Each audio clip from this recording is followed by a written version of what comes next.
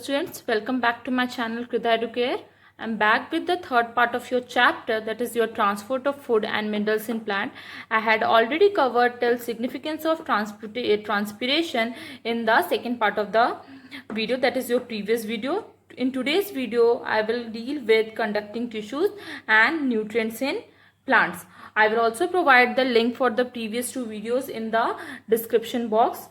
Students, please watch the video till the end for the clear and better understanding, and please do like, share and subscribe my channel. Now moving to our main topic, that is our conducting tissue. Students, before starting our main tissue, conducting tissue, let us take a quick review of the plant tissue. So basically here, plant tissue is basically divided into two, that is your meristematic tissue and the permanent tissue. Meristematic tissues are those tissues which have the ability to divide. The cells are capable of division. Cells are capable of division. Whereas your permanent tissues are those tissues in which the cells on maturity, when they become mature, the cells on maturity lack the power of division. Or you can say they become incapable to divide. Now, this meristematic tissue is divided into three, that is your apical meristem, intercalary meristem and lateral meristem, and the permanent tissue is divided into two, that is simple and the complex tissue. The simple tissue is further divided into three, that is your parenchyma, collenchyma and your sclerenchyma, and the complex tissue is divided into xylem and the phloem. This xylem and phloem today we are going to deal with. So from here you came to know that from where the xylem and phloem has came. They are the permanent complex tissue. Now the question arises, why they are known as complex tissue? They are known as complex tissue because they are made up of more than one simple tissue. Because they are made up of more than one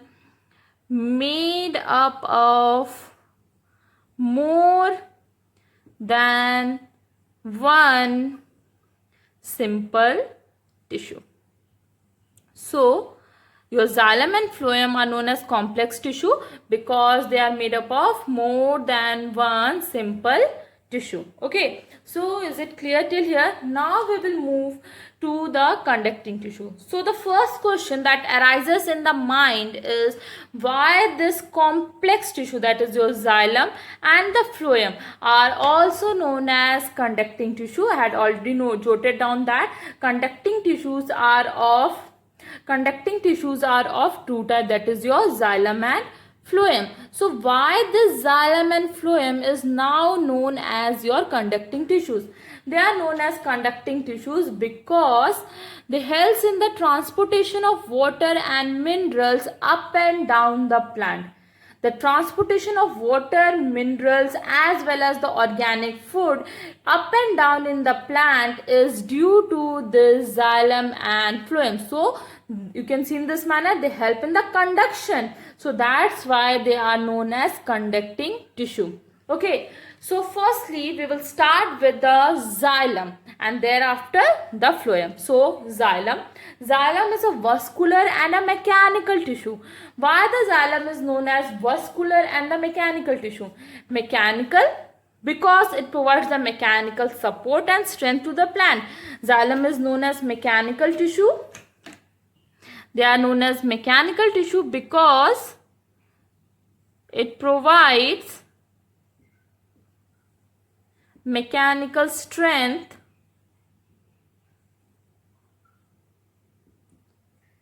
and support. Mechanical strength and support to the plant. Now, why they are known as vascular tissue? They are known as vascular tissue because they form the tubular passage. They form the passages like tube, that they form the tubular passages which helps in the transportation of food and dissolved minerals from one part of the plant to the different part of the plant. That's why the xylem are known as vascular tissue, because they form the tubular passage. They form tubular passage, and this tubular passages help in the transportation of water, minerals and the organic food throughout the plant. Now the xylems are the thick wall. Their walls are very thick, basically due to deposition of the lignin. We will further see when we will discuss with the components. And there are 4 components of xylem: the tracheids, vessels or trachea, xylem or wood parenchyma, xylem sclerenchyma or wood fibers. Why the xylem parenchyma and xylem sclerenchyma are known as wood parenchyma or wood fibers? Because commonly xylem is known as wood. Commonly xylem is known as wood. So that's why we can say that xylem is wood parenchyma or the wood fibers. So firstly we will start with our first component of the xylem, that is your tracheids. Tracheids, they are basically the single celled elongated tapering ends. See, you can see here they are tracheids.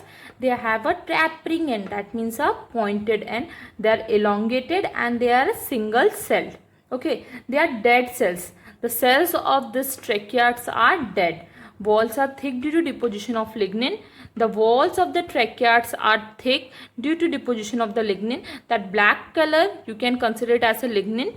So it is thick due to deposition of lignin, and the lumen is broad. This white space in between the 2 walls is considered as lumen, and the space between the 2 walls in any of the tubular structure is known as lumen. So this space is your lumen. So the lumen is broad with non-lignified pits. At some places, at certain places, there are the depression in the wall. You can see the depression. It is forming a pit-like structure. That is due to not the deposition of lignin in it. That is the non-lignified pits. It is mainly found in the lower vascular plants, such as your pteridophytes and your gymnosperms. Your lower vascular plant, that is your pteridophytes or gymnosperm. They are not found in the lower they are mainly found in the vascular plant, that is your pteridophytes and gymnosperm, and are not found in the angiosperm. Gymnosperms are those plants with naked seed. That means their seeds are exposed outside. And your angiosperms are basically the flowering plants. Angiosperms are basically the flowering plants. So this is all about your tracheids. Now we will move to the second one, the second component of the xylem, that is your vessels or the trachea. Like the tracheids, they also have a dead cells, but the tracheids were single celled, and your vessels or the trachea are your multicellular tubes. The lumen is wide and lignified. In this also you can see the lumen is wide, this white space, and it is lignified. The black color shows the deposition of the lignin on the walls of the trachea.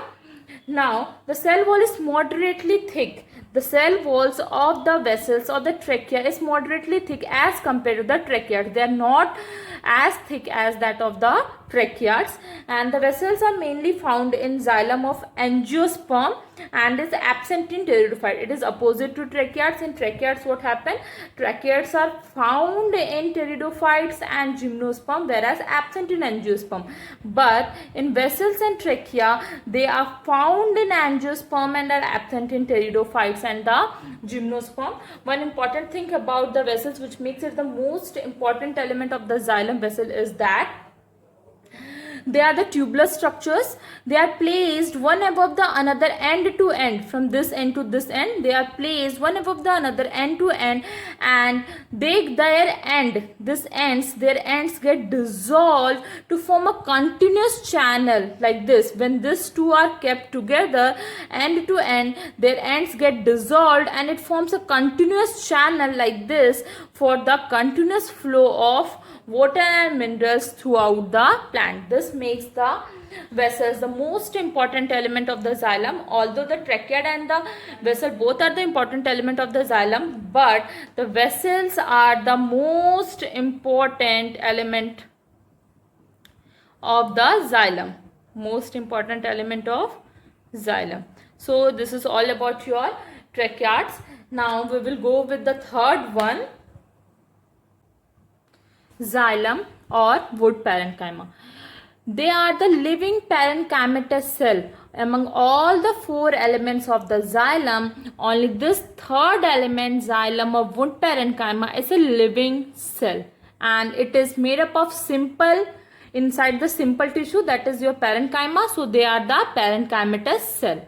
They have a thin cellulose wall. In the last two, that is your trachea and the vessels, you have seen that they have a wall of lignin, but they have a thin cellulose wall. Xylem or wood parenchyma has a thin cellulose wall, and it performs the function of storage. That means the food is stored. The storing function is performed by the xylem or the wood parenchyma. As they are the living tissues, you can see the structure. It has a dense cytoplasm, and inside that you can see a circular nucleus, because all the living tissues have a nucleus. Okay, so this is about your xylem or the wood parenchyma. Now the fourth and the last one is your xylem sclerenchyma or the wood fibers. They are long, narrow, tapering at both the sides. In the your tracheids, you have seen that they have structure like this, tapering at one side, but in xylem sclerenchyma they have a tapering ends at both the sides.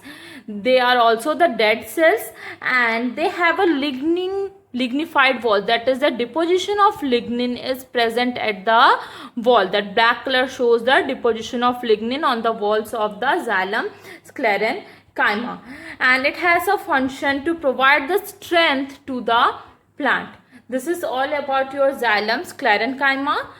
Now we will move with the functions of your xylem. The first function is conduction of water and dissolved minerals. This helps in the conduction of water and dissolved minerals from roots to all parts of the plant, from roots to all parts of plant, by the help of your vessels and the tracheids. Now the second function is xylem sclerenchyma provides strength. This xylem sclerenchyma, I already stated that it provides the strength, mechanical strength to the plant. And the xylem parenchyma helps in storage of food. This living tissue, xylem parenchyma, helps in the storage of the food. The food is stored in the xylem parenchyma only. So this is all about your xylem tissues. Now we will move with the second complex tissue, or the second conducting tissue, that is your phloem tissue. Phloem tissues are basically opposite to the xylem tissues, that is they are the living tissues. As in the four elements of the phloem, only the last one, that is the phloem sclerenchyma or the fiber, is the dead tissue, and the rest three are the living tissues. So phloem are the living tissues. Like the xylem, they also form the tubular structures or tubular passages for the transport of food and minerals in different parts of the plant, but they does not have the more role in mechanical support.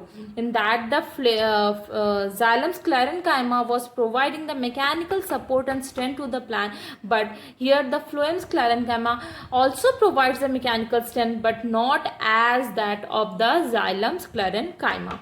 Basically there are four components of phloem, that is your seed tubes, companion cell, phloem parenchyma and the phloem sclerenchyma. You can see in this diagram, this is a diagram of a phloem element. These are your companion cell. The red color one are your companion cell. This black color tube is your sieve tube. This green color is your phloem parenchyma, and in this black color tube, that is your sieve tube, there is a plate like structure that is known as your sieve plates, and this one is your sieve pores. On this plate you can see a pore like structure, very thin and fine pores. They are known as sieve pores, and the whole tube is known as sieve tube. So we will deal with one by one with each of the four components of the phloem. Firstly, we will start with the sieve tubes. So the sieve tubes are the slender tubes, that means they are the very thin and the slim tubes. Sieve tubes are the cylinder tubes, that is they are very thin, and the slim tubes, they have a thin wall. Like in the xylem, they were having the thick wall due to deposition of lignin, but in the phloem they are having the thin wall, or they are arranged in a vertical manner. Vertical manner means one above the another, end to end. The ends are one above the another, and at the end there is a plate like structure. That plate like structure is called as the sieve plate, and in that plate like structure there are small pores present on it. Those small pores are known as your sieve pores, and this sieve pores helps in the continuous flow in the conduction of food in the phloem elements. However, at the maturity, this sieve tubes lacks its nucleus, although it has the cytoplasm at that time also. It has the cytoplasm at that time also, but it lacks nucleus on maturity. It lacks the nucleus on maturity, and thus depends on your companion cell, and helps, and thus then the companion cell helps in the conduction of food in the sieve tube. So this is all about your sieve tube. Now we will move with the second one, that is your companion cell. From the name itself you can come to know companion. Companion means partner. So the sieve tube and the companion cell work in a partnership. They are, or you can say they are in a close connection, or they are in a direct connection for the transportation of water and the food from leaves to different parts of the plant, parts of the plant. So the companion cell is in direct connection with your sieve tube for the conduction of water and your organic food to different parts of the plant.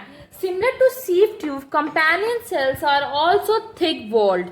They are thin-walled. That means their wall is not that thick as it used to be in the xylem element. They are attached on the lateral side. Or you can say that they are attached on the side of the companion cell. Lateral means side to side. So they are attached on the lateral side of the sieve tubes, and they have a dense cytoplasm and the elongated nucleus in them. So when the sieve tubes on maturity loses the nucleus, lacks the nucleus, sieve tubes lacks the nucleus, at that time it gets dependent on the companion cell, or you can say that now the companion cell controls all the activities of your sieve tube for the conduction of food. So this is all about your companion cell. Now we will move with the third element of the phloem, that is your phloem parenchyma. So basically, like the upper one, that is sieve tube and the companion cell, phloem parenchyma is also a living tissue. You can see it is also a living tissue. It helps in the lateral conduction of food, that is side to side conduction of the food, as well as it also acts as a storage element. It also acts as a storage element for the storage of the food in the form of fat, starch, and organic food. So it acts, this phloem parenchyma acts as a storage, as well as it acts as a storage as well as in the conduction, lateral conduction, as well as in the lateral conduction of the food. So this is all about your third element, that is your phloem parenchyma. Now the fourth element, that is your phloem sclerenchyma, or also we say to it phloem fibers. They are known as phloem fibers because they have a fibrous structure in them. I have also said earlier that they does not, like the xylem, phloem does not provide the mechanical strength to that extent. So to some extent it provides the mechanical strength, and that is due to this phloem fibers. They are the dead tissues. They are the dead cells. They are the dead cells. The upper three are the living cells, and this one is your dead cell. The phloem sclerenchyma is a dead cell. It helps in providing the mechanical strength to the plant. So this is about your phloem. Now we will deal with the functions of the phloem. So basically the functions of phloem: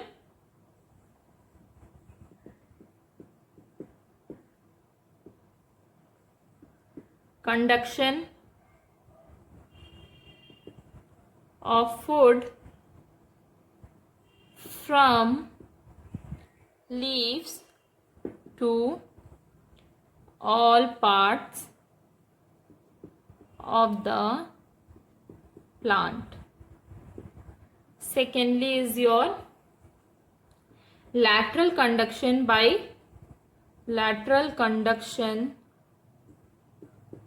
of food by phloem parenchyma.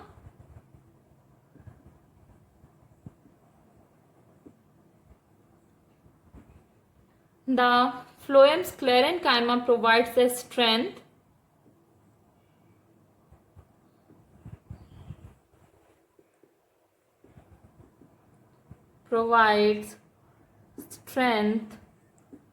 mechanical strength,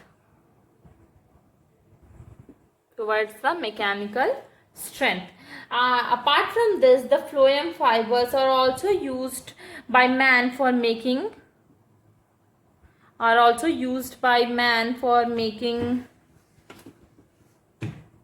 ropes and rough clothes. Also used by man for making ropes and the rough cloth. This is because in the plant the phloem is on the outer side. The phloem is on the outer side. This diagram you can see, the phloem is on the outer side, whereas the xylem is in the inner side. So the phloem fibers are also used by the man for in making of ropes and the rough clothes. So this is all about your conducting tissues. So we have completed the first topic of today's lecture, that is your conducting tissues. Now we will move with the second topic of this chapter, that is your nutrients in the plants. So the last topic of today's lecture, or the last topic of this chapter, that is your nutrients in plants. So basically the plant nutrients are inorganic in nature.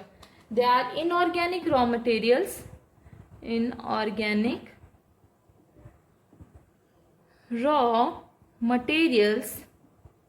that are absorbed by the plant from the surrounding, absorbed by plant from the surrounding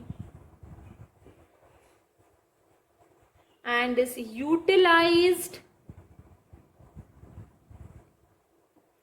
in building up of organic matter. So the nutrient in plants, they are basically the inorganic raw materials that were present in the soil or in the surrounding, and they are absorbed by the plant from the surrounding, that is the soil surrounding, and are utilized in building up the organic matter of the plant. Basically the plant nutrients and their sources, some of them I will write it down for you. Air, from the air they can get carbon and oxygen. Then from the water they can get hydrogen, and from the soil a lot of them such as nitrogen, then your phosphorus, then potassium, then calcium, magnesium, iron, manganese, then boron, zinc, copper, and many more, etc. A lot of them are present in the soil, so they can get, these are the sources of the nutrients which a plant can take from the surrounding. From the air it can take carbon and oxygen, from the water it can take hydrogen, and from the soil it can take nitrogen, phosphorus, potassium, calcium, magnesium, iron, manganese, boron, zinc, copper, etc. Basically the nutrients that the plant absorbs from the surrounding is divided into two. They are the micronutrients and the micronutrients. They are micronutrients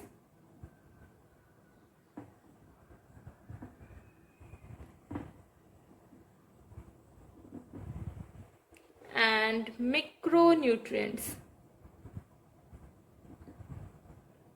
So the micronutrients are those nutrients which are easily detectable in plant body. Easily detectable in plant body. That is more than 1 ppm. That is more than 1 ppm. ppm is your parts per million. That is more than 1 ppm, that is parts per million. For example, that is your nitrogen, phosphorus, potassium, calcium. So this all are your micronutrients. Micronutrients, they are easily detectable in the plant body and are present, that is they are present in more than 1 ppm quantity, that is parts per million. They are nitrogen, phosphorus, potassium, calcium, etc. Now the micronutrients. Micronutrients are those nutrients which are not easily detectable. They are not easily detectable. They are not easily detectable. They are present less than 1 ppm. Less than 1 ppm. For example, is your zinc, copper, then chlorine, etc. Now, micronutrients which are easily detectable,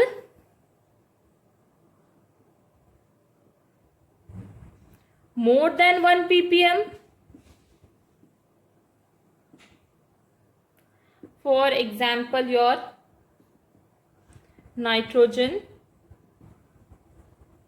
phosphorus. Now, what are the functions of the micronutrients and the macronutrients?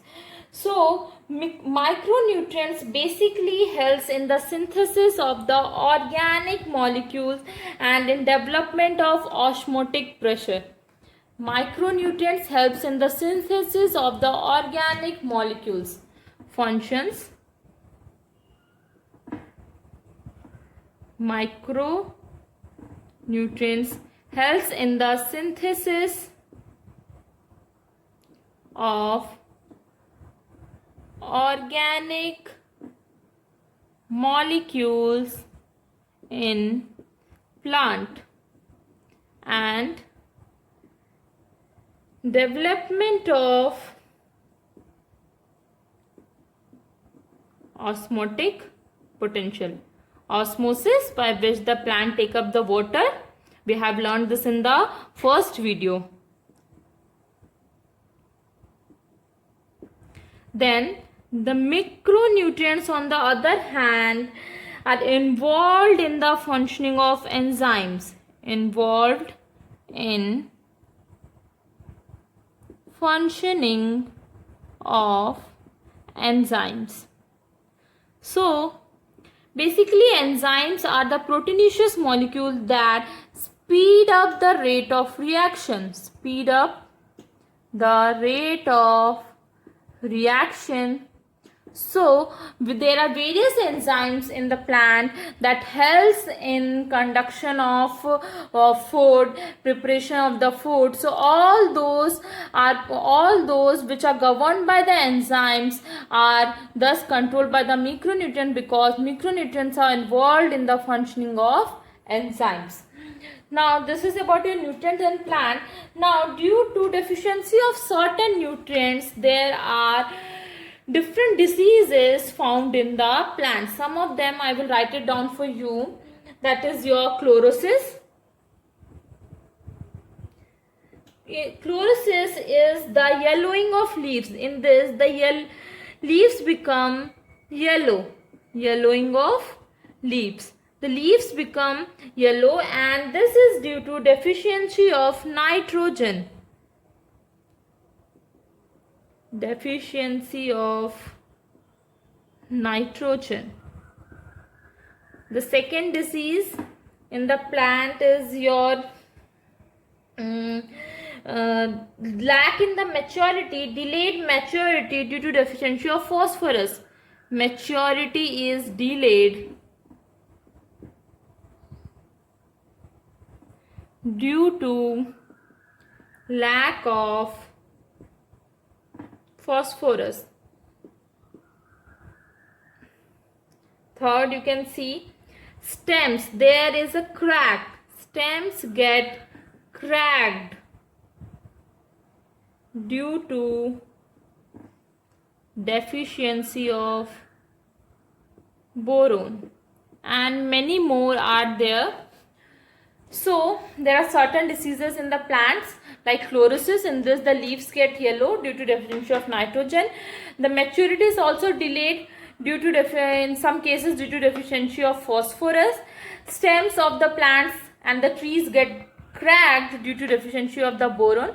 So this is about the diseases which the plants suffer due to lack of nutrients. So this is all about your chapter and about your today's lecture. We will meet soon with a new chapter. Till then, you see the video, and if you have any doubt, you can ask me. Please press the bell icon for the latest update. Thank you.